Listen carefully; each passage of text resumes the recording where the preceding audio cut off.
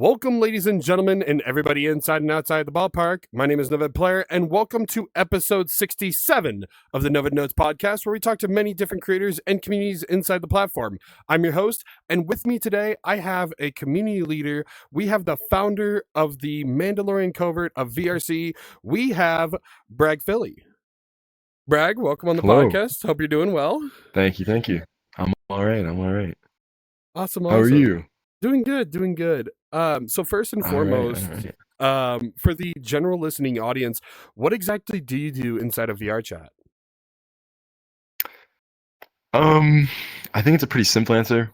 To me, it's a little complex. I run, I develop in, and I am the owner of the Mandalorian Covert of VRC. That is really about all I do. I really kind of stick to my own little corner of this game. But I mean, within my community, I do a lot. But I think narrowing it down, I really, in the eyes, okay, well, in the eyes of most VRChat players, I probably don't do much. Fair enough. So I guess kind of one of the first questions, kind of going into things. So what made you want to start the Mandalorian Covert? It was like I think it was about a year ago. Yeah, like a little bit of. We just celebrated our 1 year anniversary, and I think I had just gotten back into VR. I got out for a good while.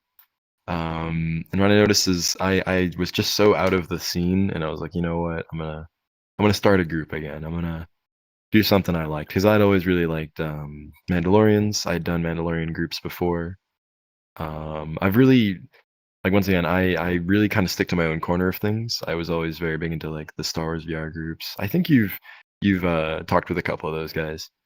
Um, but I was like, okay, well, what can I do? I don't know anyone. Can't really join anything. I had a couple of buddies that were interested in it, and I was like, you know what? Let's do it. Let's start a group.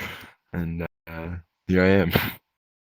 Fair enough. Yeah, and with there being so many different types of VR chat Star Wars communities, um, with your guys specifically, it's more focused on like the Mandalorian style. So Mhm. what kind of made you want to go that route specifically? I think so. When I first got into VR, it was, I'd pre-ordered my Quest 2, so I got into VR October of 2020. That December, I started messing around in VR chat, and my roots in VR chat were really like I ran around with a lot of Mandalorian groups, and it was always really nostalgic for me, like making armors, seeing them, and I love the Mandalorian. So I think for me it was like, okay, well, I think obviously when you start a group or you make something, you want to find like your niche, and you want to find something that you can really focus on. And I thought, okay, well, I could do, whole Star Wars galaxy and totally like go too far and just not have like one thing that we're good at and that will make people think, oh, yeah, no, these guys are cool. They know what they're doing. Let's join up. And I think that's probably why I try and stick to one kind of niche at a time. Absolutely. Yeah, I would say because obviously with Mandalorian, the series and how big it is, Hmm. obviously you have some advantage when it comes to some of the newer people that are kind of getting into like the Star Wars thing. Um, so Exactly. I guess kind of to go into that, kind of go into a little bit of origin side a little bit. So what kind of got you interested in Star Wars and the Mandalorian in the first place? Star Wars, I couldn't really tell you. I was probably 3 years old. I totally skipped the like whole, like little small toddler like dinosaur or I don't know, like the typical things. And to me, it was just straight to Star Wars. I saw like the original trilogy first, and I remember I seeing the prequels a lot later. But I remember going to like Disney World and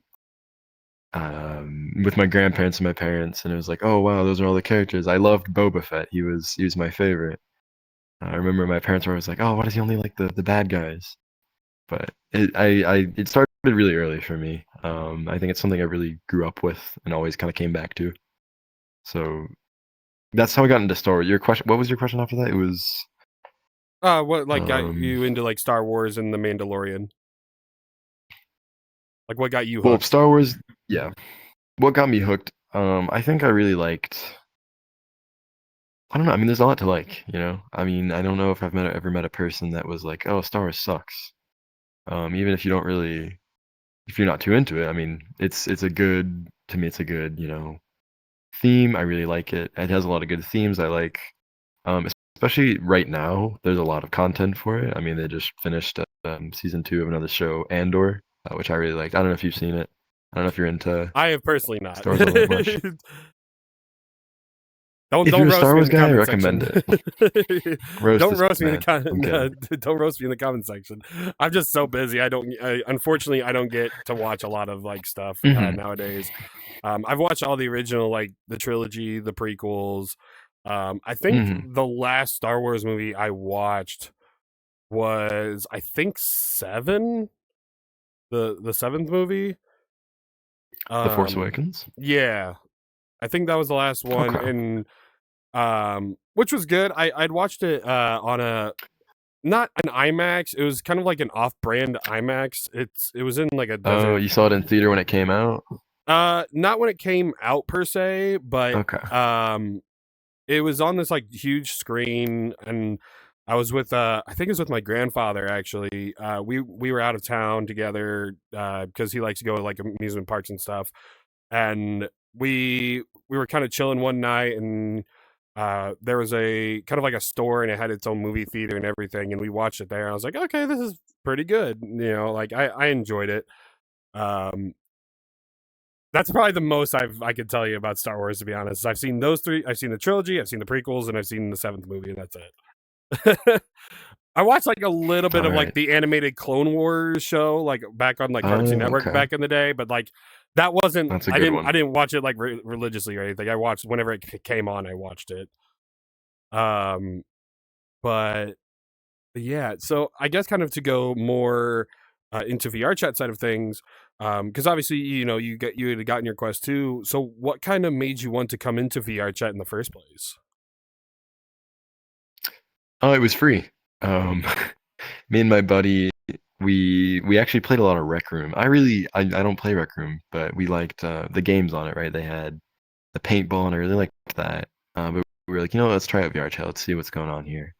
I remember I was playing in like a basement for a while because it just had so much space, but the Wi-Fi was terrible. So I actually just I couldn't load as much on VR chat, so I didn't end up playing it as much as I did until I started kind of moving around my setup and you know, having a better connection. And then I think to kind of go into how I got into like Mandalorians in VR chat was really just like pure curiosity. I remember I don't even know, but like, you know, this was at the time right as the Mandalorian season 2 is coming out. So I remember like, oh, you know, me and my buddy, we were watching the show and we are like, oh, let's look up Mandalorian, right? And so we found it was the Razor Crest. So that's the Mandalorian ships. I don't know if you did you say you watched the Mandalorian? I have personally not. I know some of the No. stuff about Okay. Mandalorian, but I have personally So not. I'll try and summarize. It's the guy's like ship. It's his, you know, his kind of home, I guess. So we go there and we're like, oh wow, this is really cool. You can sit in the cockpit of it. You can. There was avatars, I remember. And so this was all really really new to me. Um, but what I thought was really cool and what I love when creators do this is when they kind of make it. Like, there was like a portal to another world in the ship, and I really like that because it kind of made it feel like you were on the ship and you went somewhere else, and there's that kind of progression. So we went to this world, Duxon, and that's actually a world that I hold really, really close to myself and my community. Um, it's this big jungle outpost thing, and there's this really cool stronghold in it. I'm kind of nerding out here, but it It's was all this good. really impressive world, and I think it was just like, I mean, I was a lot younger back then, and VR was really new to me, but that was just one thing that really stood out to me, and I was like, holy crap, like it was just like such like a feeling walking around it. It was like it kind of felt like really ominous, really like what's going on here. I wanted to know, and I think now going there now with kind of more experiences, it's not as special. But I really liked the way that this like made me feel back in the day, and I think I'm still really holding on to that. Um, and I mean, I have the world was from a game, Knights of the Old Republic 2 or KOTOR 2, and so eventually I kind of figured that out and I was like, oh wait, I can get the files from that and recreate it. And so I did, and that was a project that took me way too long. But I mean, it's been a long road of like how I got into Star Wars, how I got into VR, how I got into Star Wars VR, and then making it here. Um, and it's hard to think back on, but I don't know. I mean, what's I don't know. That's fair though. I What's would the next say question? that you good. Well, I guess kind of to deep dive into things when it comes to the community side, because obviously everybody starts from somewhere. So kind of explain what kind of started the Mandalorian Covert and how it got off the ground. Um, so like I said earlier, I mean, it was me and like a couple of my buddies, and we were like, oh, Mandalorians were super fun back in the day. Why don't we try and do that again? I won't go into it, but like there was back when I started, there was like a couple really big communities, and I mean, as time goes by, things kind of decay and fall apart. And so there had been a period, at least for me, where I hadn't really heard of any other communities doing that. So I was like, you know what, let's try and fill that void. But I think really what helped me get it off the ground is I think I have a very different approach to a lot of people in Star Wars VR. I really think my previous like leadership experiences or just running groups in the past helped me. I was very lucky. I knew how to make my own worlds, my own avatars, and I think that definitely, pushed me to start getting it rolling.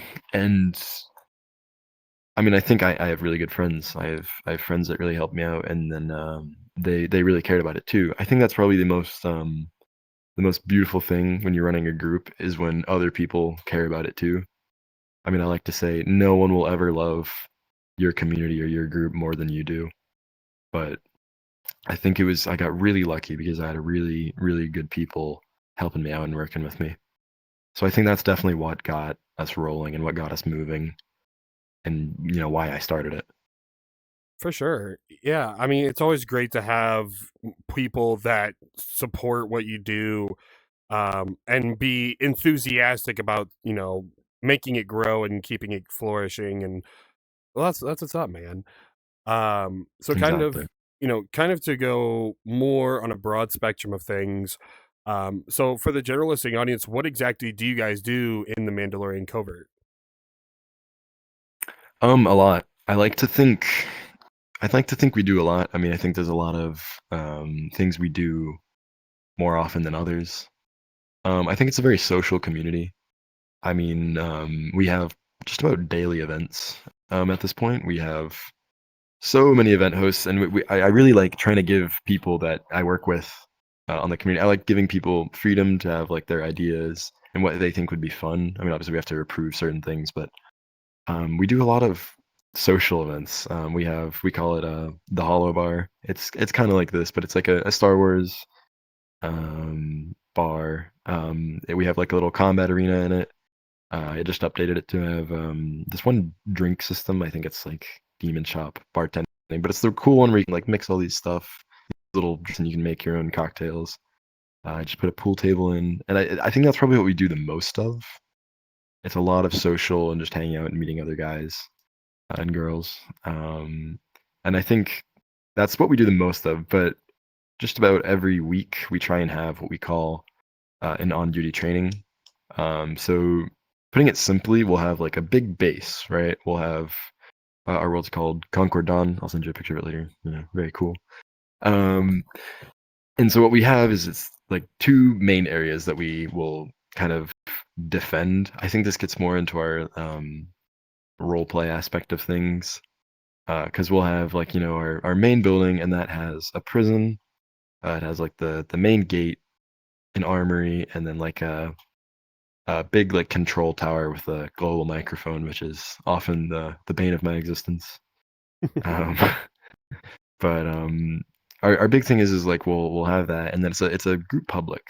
So thankfully, oh, that was one of my favorite things. The whole group thing, and then having like a group moderation system. I love that. So thankfully, when things get a little chaotic, which they often do, I think that's kind of the nature of the event. We can have our group moderation, but the big idea is you have like a gate. You have guys guarding. It's like, oh, you can't come in if you're not in the group. Which I think explaining it to someone who doesn't do it, it sounds kind of weird. But for Star Wars VR, it's like an incredibly common thing to find. People like to have their like roleplay defend the base, and then you can have people try and attack it or raid it. And I think it's a really good recruiting strategy. I think that's really what makes them popular. I think my kind of realization was, I think people like to feel special. I think they like to feel like they have something that others might not be able to do. And so I think a lot of people will be like, oh, well, if I join, I get to come in and I get to guard this and be with these other people. And I think that's why it's fun in a lot of ways, but it's also very, very chaotic, because when you have these bigger instances and everyone's kind of spread out, it can get really tough to manage and make sure everyone's having a good time. So that's one of our big things. That's what I host a lot of. We do some combat. We're working on like the system is Pea Shooters 2 by Malin or Malin.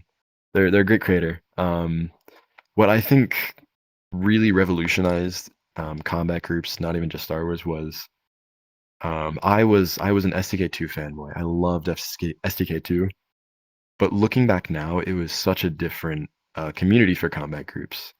I think first of all, let me say this: VR Chat is not a combat game, and it never will be.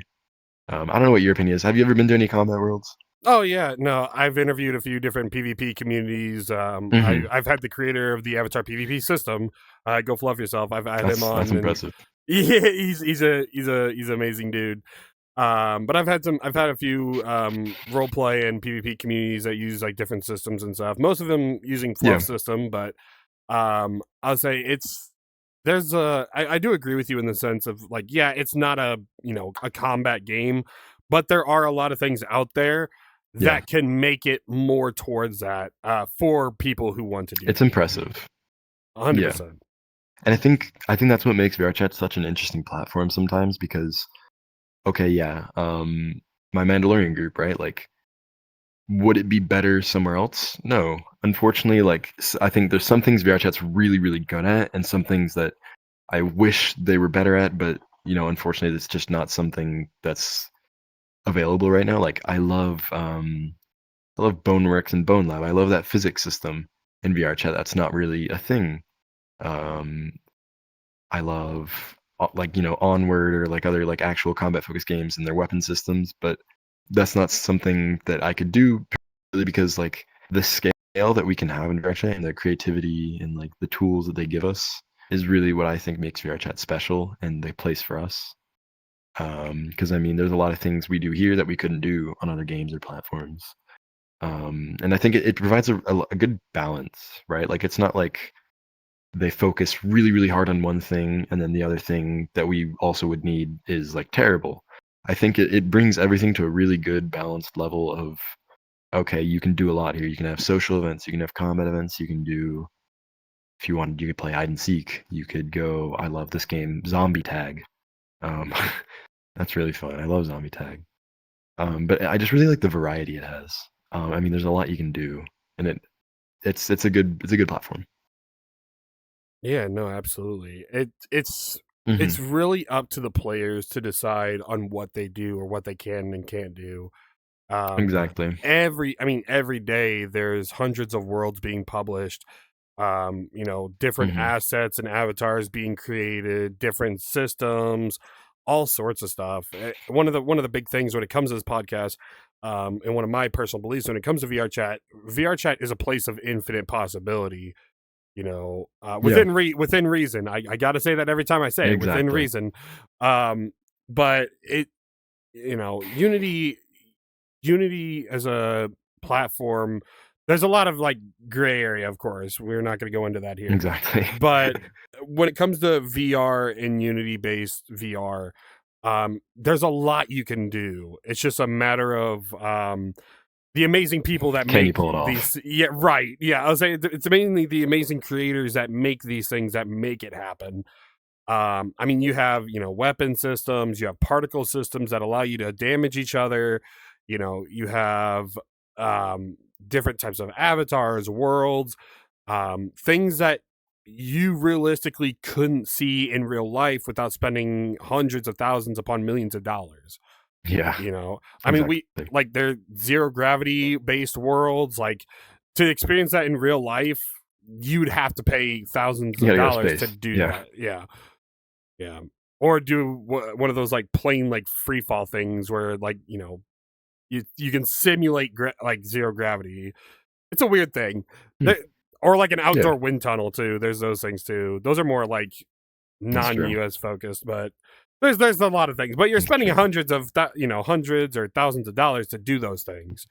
Here you can simulate that for practically free, depending on how well your Unity skill is. Yeah. You're spending your time there, Right, yeah. That's the cost. But would you rather spend time or would you rather spend money? That's a good point, yeah. And I mean, time's valuable. I mean, I think especially right now, going back to kind of like some of the amazing creators we have on VR chat. Are you familiar with Cyan Laser? Yep.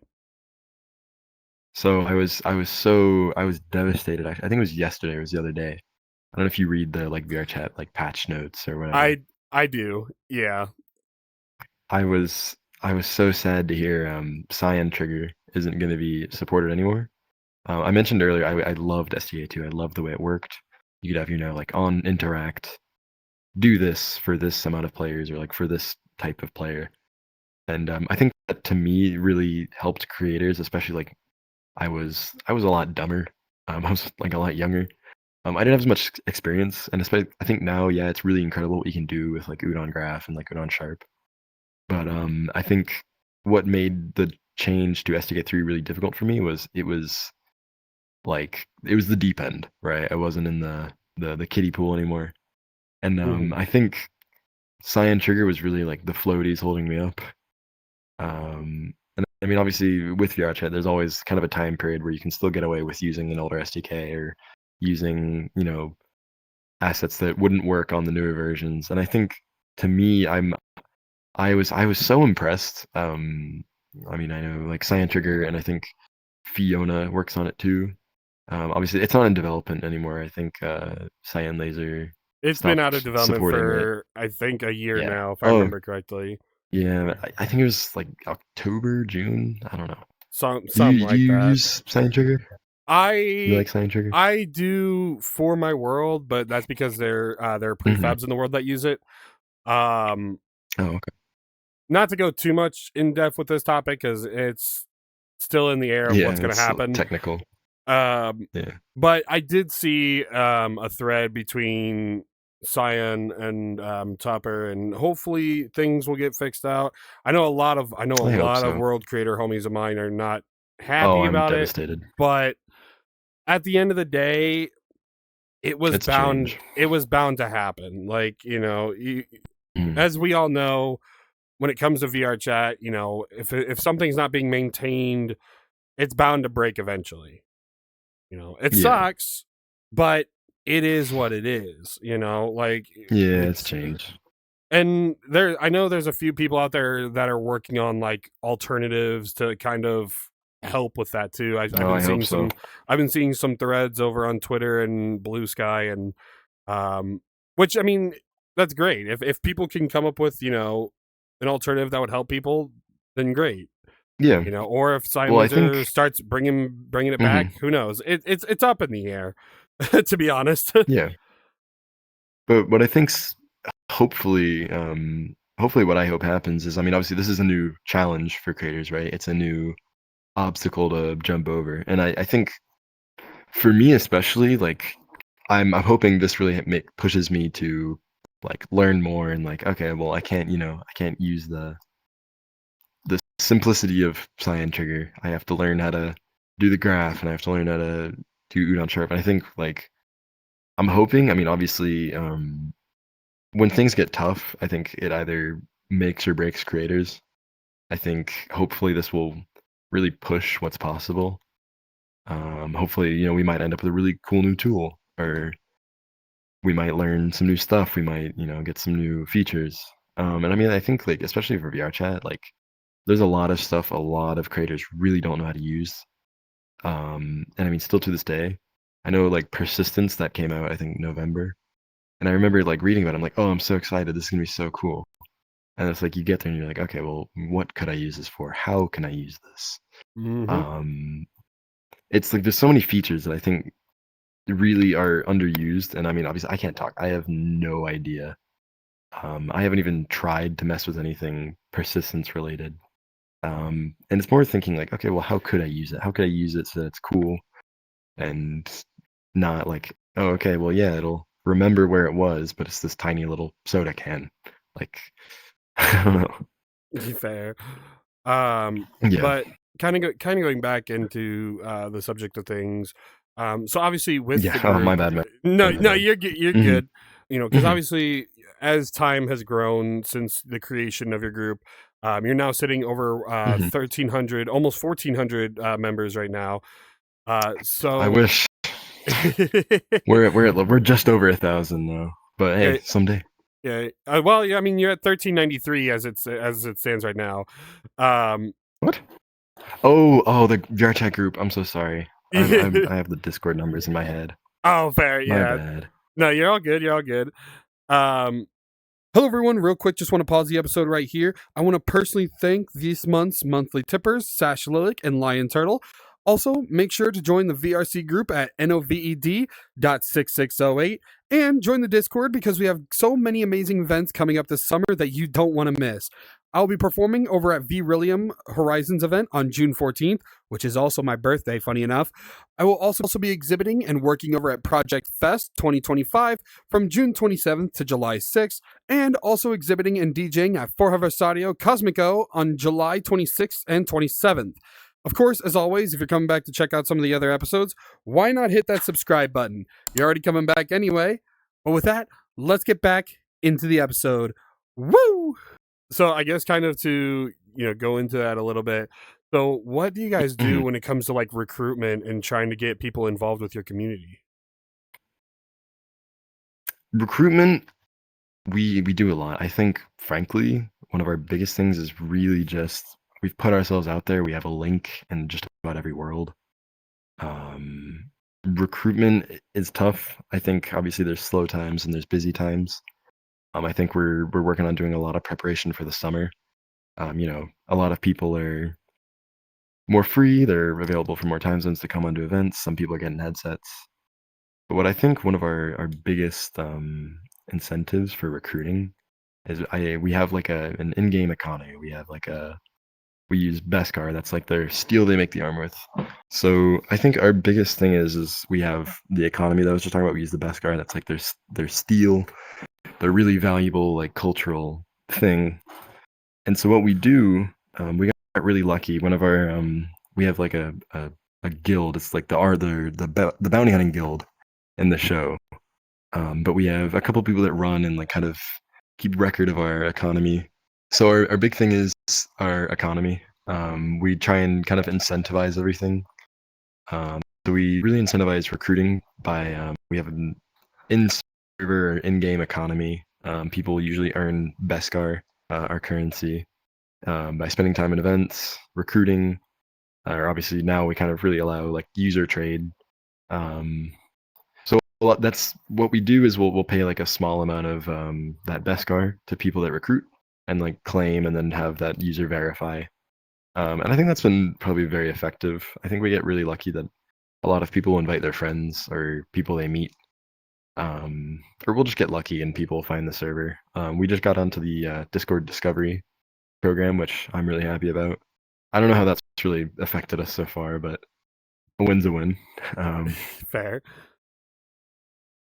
But I think really what we try and do to make sure like people we're retaining people is we really try and keep things moving.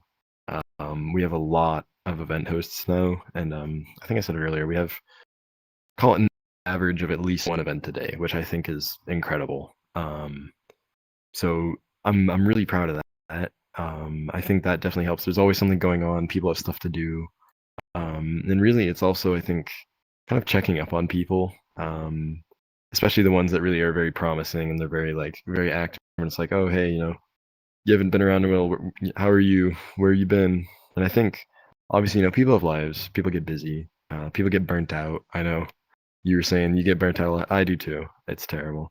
Um, but I think really just providing an environment where people want to be and they want their friends to be is really the best way to recruit or get people to join and come hang out with you. And I mean, it's not difficult. I think it just requires effort and care. For sure. Yeah, no, it definitely Hmm. takes it takes a community to make, well, the creator and the community a whole. Hmm. It makes a lot of things easier, to say the least. And burnout's definitely no mystery when it comes to creators. Doesn't matter what type of creation, it happens all across the board. Um, but so funny enough, you had already kind of mentioned this already. So you guys did celebrate your 1 year anniversary. Hmm. So what did you guys do to like celebrate? Like what was like the big celebration you guys did? So this is gonna make me look like such a jerk, but I was traveling at the time. I was so sad. It was April 21st, our anniversary. I was in Florida visiting grandparents, but I think we had a very big kind of 1 year party. I wish I could have been there, but I know we got a lot of pictures of it. It went on our Instagram. Um, I was actually so sad I couldn't come. But I know we had a lot of events. I think we had a lot going on, and I mean that was a very busy period for us. I mean we had call it a week and a half later we had May 4th. May the 4th be with you. So we had a big event for that too. Um, I think our big way of celebrating things is we had giveaways. That's what we did. I'm very lucky. We have um, one of our council members, Typhoon Lineage. Um, he's very generous. He did a giveaway for some Star Wars games for May the 4th, I think. But I know we had some Beskar giveaways too. I think we try and give back. We try and keep people happy. And I think 1 year was a huge milestone. And I mean, like, I try not to pat myself on the back, but I mean, we grew a lot in 1 year. I think I'm at least very impressed by how much we did as a community. Yeah, no, absolutely. It's really kind of cool to see, while you may not have been there, at least the community can hold like, their own Exactly. events and, keep things going. It shows that the Yeah. community is passionate about what it is. It's not just, the creator Yeah. doing 100% of the work all the time. It's Yeah. makes things a lot easier, I would assume. Oh no, it is, but I think it's also a lot of people want to micromanage, and I think that's really not the way to go about it. I mentioned earlier having other people like have their own space and really care about their personal thing within the group is really what'll help your community. I mean, yeah, I could do all these things. I could manage every single one of these little things, but what I could do is I could let other people have their chance to really make a name for themselves, make themselves really like have their own thing and really manage their own thing and have fun with that. And then have others, you know, a lot of people will go overtime and then find their place within the community and then really kind of I like to say make a name for themselves, but I think it's really cool when people will find their place within the community and then make it their own. You know what I mean? No, absolutely. Um, so I guess kind of to go kind of a little bit further in depth with that, because obviously you Mhm. guys are kind of making moves when it comes to like being around VR chat and going to like bigger events and stuff. Yeah, So yeah. I guess kind of one of the questions I wanted to ask. So have you done any like collaborative events with other communities like around VR chat? And if so, like how did those turn out? So I think that was kind of one of my biggest mistakes when I first started out. I was very adamant that like I'm going to make this a very safe place. I'm going to make this a very like I mean, obviously VR chat it's a very safe place for many, but there's also a lot of like, a lot of groups have to, rely on their own moderation. A lot of stuff happens. There's a lot of bad and there's a lot of good in this game. And I think I really isolated us for the longest time. I was like, you know what, we're gonna do our thing. We're not gonna go mess around and, hang out with the wrong people. And I think now I'm starting to branch out a little bit more.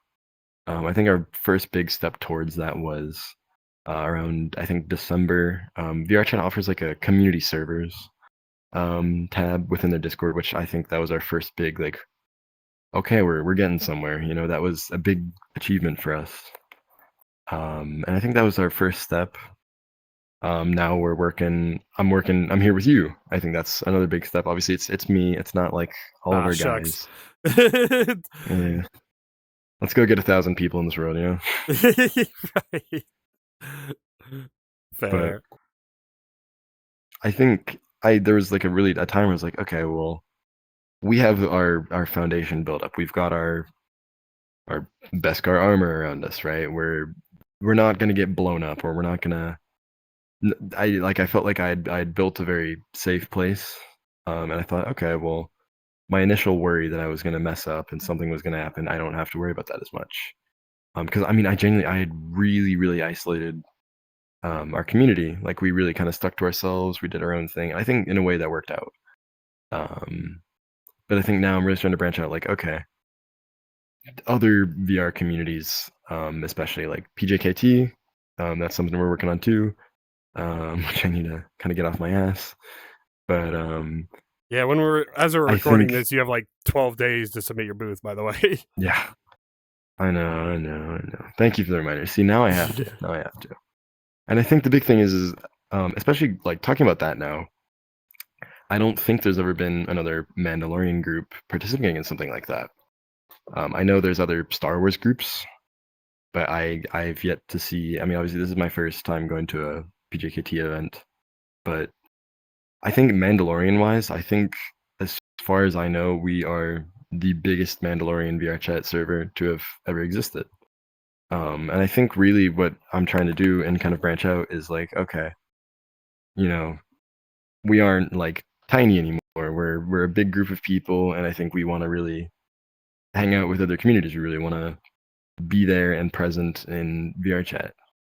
And I think it's kind of tough. I mean, obviously there's events and communities that really will try and help you with that.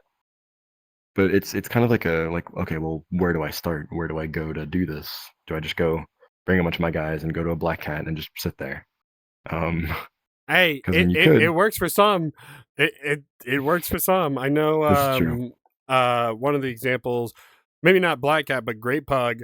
I know Great Pug, the Helldivers of VRC, they do stuff like that. I do stuff like that personally. Sometimes it works. It's a 50-50 shot depending on what you gamble, do. Yeah. But regardless, like if you do it with a bunch of friends, it's going to be a fun time regardless. Of course. But it's definitely it's not an easy thing to recruit people, especially when there's a lot of groups out there now, doing advertising, whether it's in-world advertisement or plopping a booth in the world or whatever the case may be, or holding instances, whatever. It's you got to do something unique, essentially, or at least something that will get people's attention. Not to say like you got to go all bright and flashy, but at least something to where people will stumble upon you in some way, shape, or form. That's always like one of the best advice I can give when it comes to that. This goes for any community out there. Like, you gotta realize what your community stands for and where the ideal places you can go when it comes to advertising. Because obviously there's worlds where you can, you know, pay for advertising, and that's fine. I'm not downing that. Like, if people want to do that, that's fine. Yeah, it might work. Yeah, it might work depending on which world. But you know, going into these public instances that people log into on a daily basis is a huge way to get And just newer being present. members. Yeah, you know, whether, you know, Black Cat, Great Pug, depending on PC or Quest, or, you know, just going to bigger VR chat events, like go to New Year's, go to I think as this episode drops, I believe the VRC Pride event might be going on around this time. I'm not entirely sure. It's sometime in June. That's all I remember, to be honest. But like going to events like that, going to like Project Community, Virality, Virtual Market, there's many ways to go about advertising. Some of which cost, some of which are free. You know, you just got to pick your battles, and be dedicated to, you know, that line of sight. You know, you can't just you can't lag on it, I guess is what I'm trying to say. You can't half-ass it. Like, if you're gonna advertise, go full out. You know, not to say. So this is gonna sound a little bit rough, you know, especially with my position. So I'm gonna be very clear. Because with Project Community, for example, we provide a way to do template booths. It's mainly for those that don't know Unity and stuff. But if you're going to do that, because I've had template booths myself, I know how it is. If you're going to do a template booth, at very bare minimum, make everything stand out. Don't let anything on the booth be a dead, you know, dead wall, dead post, or whatever. You know, but have each individual part of your booth something different. That way, you know, people will look at it and be like, oh, what does this Stands say? out. Oh, what does this say? Like, make them curious, because that's what entices people to check out your stuff. Not saying anybody in what they're doing is a bad way of doing it, because everyone, you know, is unique in their own right. But in a sense, and this goes for any PJKT reps. Well, the submissions will probably be already. Actually, no, the submissions they'll be closed by the time this episode airs. But I believe this might air like a few hours before the deadline, I think, if I recall correctly. I believe this is June 7th, I believe, is when this episode's airing. I could be wrong, though. Post editor, feel free to correct me on the bottom there. But you know, and I've told many different reps this, you know, make sure to showcase what you do and make it interesting. You know, showcase what you do in your best way. Because at the end of the day, that's all advertising really is. You know, it doesn't matter if it's at, you know, like I said, Project or Virality or Virtual Market or any of the other big events out there. You know, you have to do it to where people will be interested. You can't just half-ass it. But anyways, I know I tangented on that for a little bit, but so I guess kind of to go back into topic of things. So with how many events you guys have held over the year now, is there any particular event that, in your opinion, you hold most fond of, or like what was like one of the most memorable events you guys have held? Okay, well, to start off, I just got like the headset battery warning, so I'll try and, you know, if something happens, that's why. Feel free to cut this out. I'm sorry. Definitely the on duties, though. I mean, I think I explained what those were earlier. To me, those are probably my most beloved. I've been doing them for years, Mandalorian and not, and I think it's just a fun way to run around and see what's going on with everyone, especially because they get to such a big scale. So I think it's just impressive to see the amount of people and what's going on, and I think that's always the kind of event I love. There's been so many. and it's crazy. So I guess one of the final questions that I do have. So if you had a piece of advice that you could give to anybody who's wanting to start like a social community, what would it be, and what would it be for someone who's wanting to create that? I think it's hard to just give one. I think the biggest thing is you have to find what works for you, because obviously, if you cookie cutter your server from something else, you might not find what your people like and what works for you, moderation wise, event wise, community wise. Because I mean, that's something we've experienced. I mean, obviously, our server is kind of like about a year of trial and error, right? Trying things, they didn't work out. Doing this didn't work out. Finding something that did, and then sticking with that, and then improving on that, and then making sure it works within your community, because some things just won't work, right? But I think you have to be different, but you always want to acknowledge what works, and you always want to make sure that you do you and you find what works for you. No, absolutely.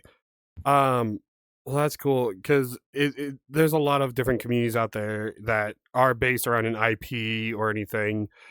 So it's kind of hard to navigate that depending on what people do. So I guess kind of to end things off before we do the outro and everything, since you've grown this community from the ground up, what is a piece of advice you can give for any like community leaders or group leaders, that maybe something that you do that more people should do when it comes to like group and making a group and maintaining it? Well, I know I kind of preached earlier, let people have their own space and let people kind of help you with the work. But I think that takes time. A lot of people, they'll start a community and they're like, okay, well, your job is to just build this from the ground up. And I don't know if I can vouch for that. I think obviously as the creator, as the owner or whatever, you have to be willing to do more than anyone else.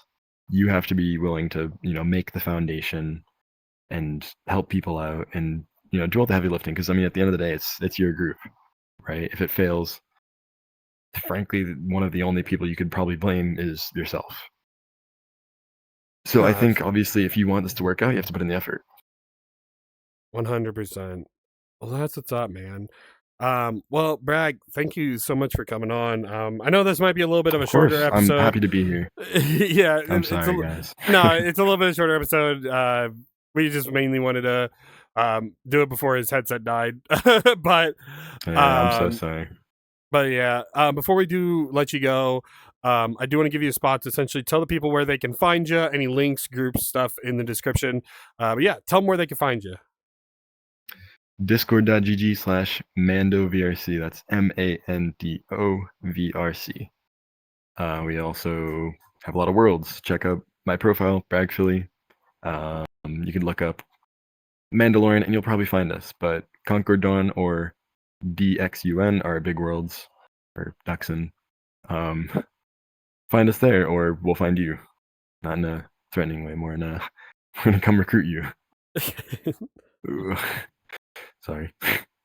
Yeah, you're all good. And of course, make sure to go check out the VRC group as well at mando.6429. So make sure to go join all that stuff. Make sure to go check them out. But with that, ladies, gentlemen, everybody inside and outside the ballpark, as my hand's doing a weird checking issue, that has been it for episode 67. Yes. Of the Noved Notes podcast. I want to thank you all so much for watching, listening, depending on what platform you're on. Comment down below, what is your favorite part, if you've watched it, about the Mandalorian series? Why not? We'll see what this is true. What's your favorite part about the Mandalorian? But of course, all the links will be down in the description, so make sure to go check all those links out. And of course, if you are enjoying what you're listening to, feel free to hit that follow button or subscribe button, depending on the platform. Subscribe. It helps out the channel a lot, and it, stay tuned to more episodes. But with that, I want to thank you all one last time for watching, listening, depending on what platform you're on, and I will see you in the next episode. Take care and peace. Welcome, ladies and gentlemen, to Noved.